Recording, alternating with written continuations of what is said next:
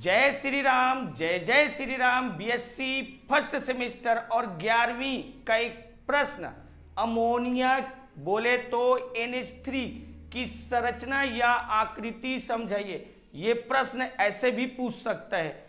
संयोजकता बंध सिद्धांत, इंग्लिश में valence bond theory, shortcut VBT द्वारा NH3 की संरचना या आकृति समझाइए। तुम बोलोगे सर VBT के अलावा और कोई सिद्धांत है? हाँ, वेस्पर सिद्धांत से भी NH3 की संरचना बता सकते, लेकिन सवाल में VBT ही पूछा है। और VBT सिद्धांत ऐसे बनाते जो सामान्य अवस्था, उत्तेजित अवस्था, संकृत अवस्था, ये VBT का है। अणु कौन सा पूछा है? NH3। सामने में कौन है? N। तो केंद्रीय परमाणु N हो गया, परमाणु क्रमांक 7 हो गया। 7 का इलेक्ट्रॉनिक विन्यास कर रहे हैं 1s2 2s2 2p3, ये 2 2 4 3 7 हो गया। इसके बाद हमारा सामान्य अवस्था, सामान्य अवस्था में 1s को नहीं लेते, 2s और 2p को लेते हैं। देखो अच्छा, तुम बोलोगे सर 1s को क्यों नहीं लेते? देखो 1s अंदर है, इसकी ऊर्जा कम है, और 2s और 2p की ऊर्जा बराबर होती है। संकरण के परिभाषा में है समान ऊर्जा वाले कक्षक आपस में मिलते हैं, तो समान ऊर्जा वाले 2s और 2p को लेते हैं। अच्छा, यहाँ इलेक्ट्रॉन देखो, 2s में 2 इलेक्ट्रॉन है, 2p में 3 इलेक्ट्रॉन, ये देखिए एक भर दिए।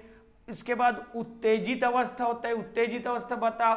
तुम बोलोगे सर जो डबल इलेक्ट्रॉन है वो सिंगल होने जाता है, तो यहाँ देखे यहाँ तो सब सिंगल सिंगल है, तो डबल के लिए जगह नहीं है, तो यहाँ पर 2d कक्षक होना चाहिए, क्योंकि देख 2s 2p फिर 2d होना चाहिए। लेकिन जब जानते हैं तो यहाँ देखो 1s होता है, दूसरे राउंड में 2s 2p होता है और 2d कक्षक नहीं होता।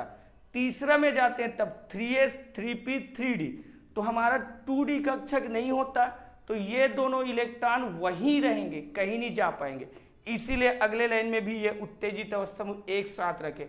अब संकृत अवस्था कुछ नहीं करते, इनको एक डब्बा में भरते हैं, जहां तक इलेक्ट्रॉन होता है वहां तक डब्बा में भरते हैं। फिर अति व्यापन अवस्था, तो ये तो देखो ये डबल ही है, ये सिंगल, तो यहाँ हाइड्रोजन 3 ठोक है, तो 3 में एक हाइड्रोजन यहाँ देता है, एक हाइड्रोजन यहाँ देता है, एक हाइड्रोजन यहाँ। अच्छा, अब इसको देखो यहाँ पहले से है ना, तो हम लोग इसको अनाबंधी इलेक्ट्रॉन युग्मक बोलते हैं। एक जोड़ी है, युग्म मतलब जोड़ी, तो अनाबंधी इलेक्ट्रॉन युग्म, और इसको हम लोग बोलते हैं बंधी इलेक्ट्रॉन युग्म। तो यहाँ 3 ठो बंधी इलेक्ट्रॉन युग्म है। एक बार और सुनो, यहाँ एक अनाबंधी इलेक्ट्रॉन युग्म है और 3 बंधी इलेक्ट्रॉन युग्म, इसलिए लिख दिया NH3 अणु में एक अनाबंधी इलेक्ट्रॉन युग्म, इंग्लिश में लोन पेयर, तथा 3 बंधी इलेक्ट्रॉन युग्म, इंग्लिश में बॉन्ड पेयर होता है।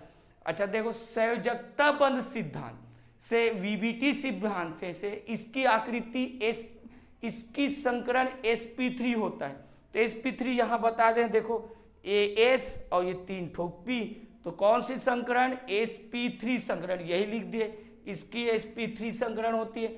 फिर आगे सुनो, sp3 संकरण, तो बताओ इसकी आकृति कैसे होगी? तुम बोलो सर चतुष्फलकी होती है।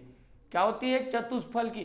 तो इसकी आकृति चतुष्फलकी होना चाहिए, लेकिन ये जो अनाबंधी इलेक्ट्रॉन युग्म है, जिसको हम लोग एकाकी इलेक्ट्रॉन युग्म भी बोलते हैं, इसके कारण इसकी आकृति विकृत चतुष्फलकी होती है। तो यहाँ लेकिन अनाबंधी इलेक्ट्रॉन युग्म के कारण विकृत चतुष्फलकी होता है। और जानते हो बंध कोण जो 109°28 होता है, वो बदल कर 107.5 अंश हो जाता है। 109°28 से बदल कर 107.5 हो जाता है, और इसकी संरचना ये चतुष्फलकी ऐसे दिखता है। तो ये जो एकाकी इलेक्ट्रॉन युग्म ये वाला ऐसे रहता है, और 3 हाइड्रोजन ऐसे रहते हैं। चतुष्फलकी ये डायग्राम बना देना। जय श्री राम, जय श्री राम। वीडियो रोको, छाप लो।